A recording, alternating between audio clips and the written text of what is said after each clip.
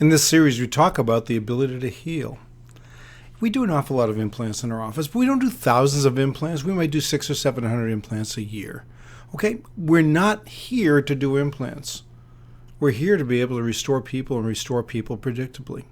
Anybody looking at the literature knows that dental implants are prone to periimplantitis, particularly patients who've lost their teeth due to periodontitis. And so we've got to be careful. We also have to look at the patient's ability to heal. One thing we're talking about in this series is we have to harness the patient's ability to heal. Don't ignore it. After all, you're relying on the patient's ability to heal for dental implants. How about relying on the patient's ability to heal with good, properly executed dental care?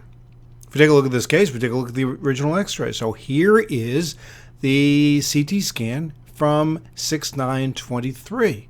Okay, and you would have questioned, should we retain these teeth? Remember, retaining these teeth to maintain the architecture of the gingival tissue. And this is the best way of doing it. So here's the CT scan from 6/9/23. She had endo a few months later. There's the same tooth, 3/14/24. Let's look at tooth number 9. Number 9, 6/9/23. And we received a call from the endodontist saying there was no apex in this tooth. Essentially, there was no firm bottom. There was nothing there. There had been a dissolution, and he used a special ceramic material.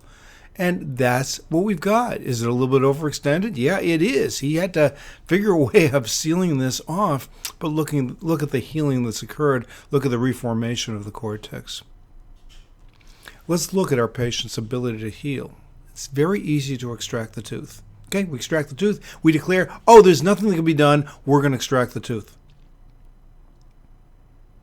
Most teeth are extracted because of decisions that dentists make. Now, if you make the decision that you can clean a root or refer to the best endodontist you can to make sure that the root is clean, you may have a lot of opportunity to save the tooth. What about periodontal disease? Just because the patient is in periodontal treatment doesn't mean that the periodontal treatment is complete. Has a culture been done? Has a DNA test been done to determine what the bacteria is? Has a scope been used to be able to look at the root surface and make sure that the root surface is clean?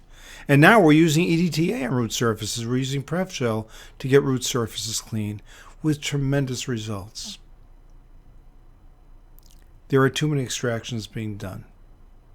And if in this series you say, oh, now I see what can be done.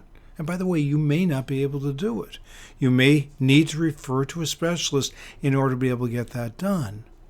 You may very well be able to give the patients more predictability, better aesthetics, less trauma, less morbidity, and a bigger smile than you've ever seen before.